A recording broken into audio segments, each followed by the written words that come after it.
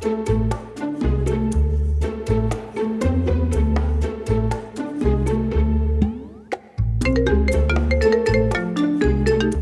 Sir.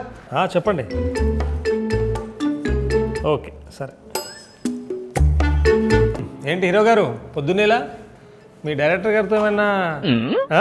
మా వాడితో నాకే ఉంటాయి సార్, వీఆర్ లైక్ బ్రదర్స్ కదా. అయితే మీ ఇద్దరు కలిసి నాకు ఫ్యామిలీ డిస్కౌంట్ ఇవ్వచ్చు కదా. ఇదే మాట ఈ ప్రొడ్యూసర్లు హీరోయిన్స్తో మాత్రం అనరు. ఇంకో ప్రాజెక్ట్లో చూసుకుందాం లేదు సార్. ఎక్స్టెండ్ మరి మీ బ్రో మీకు చెప్పలేదా బ్రో గారు? మా వాడు ఫైనల్ అయ్యే వరకు ఏది చూపించరు కదా సార్. అయినా అది మీ నుండి వింటే అదో సాటిస్ఫాక్షన్ సార్. మిమ్మల్ని సాటిస్ఫై చేయడం మా వాళ్ళు ఎక్కడవుతుంది బ్రో గారు? ఏదో మీ దయతో ఇలా. నెక్స్ట్ అప్డేట్ కోసం వెయిటింగ్ సార్. సాంగేనా? ఇళయరాజా గారు కొన్నేళ్ల తర్వాత తెలుగులో మన సినిమాకి ఇచ్చిన పాట మీకు మీ బ్రోకి చాలా నచ్చిన పాట సార్. నాకు అన్ని పాటలు ఇష్టమైన పాటలే సార్. ఎక్సైట్మెంట్ పెంచకుండా ప్లీజ్ చెప్పండి సార్ ఏ పాట. నేను కాఫీ తాగితే మీరు ఎక్సైట్ అవ్వడం ఏంటండి? తప్పదు, నవ్వాలి. నవ్వి 5 పాటలు ఏ పాట సార్? మీ జానకి మీ మీద ఇష్టంతో పాడిన పాట. ఆ పాట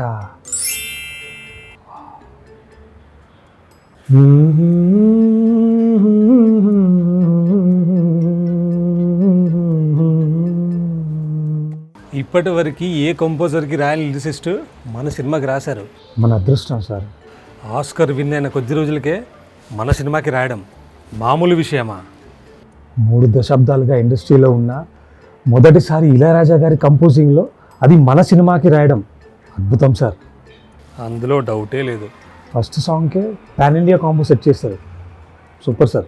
ముందు ముందు ఇంకా చాలా ఉన్నాయి, దాచాం లోపల, వస్తాయి ఒక్కోటి.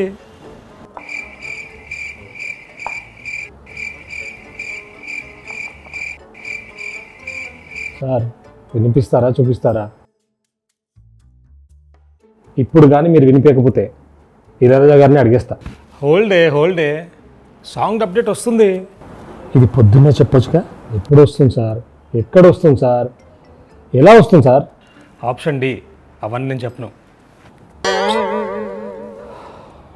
అలక్కండి సార్, మిమ్మల్ని ఊహించుకొని మీ జానకి పాడిన పాటది. మీ ప్రశ్నలన్నిటికీ సమాధానం తనే చెప్తుంది రేపు. ఎక్సైట్ చేసి వదిలేశాడు. జానకి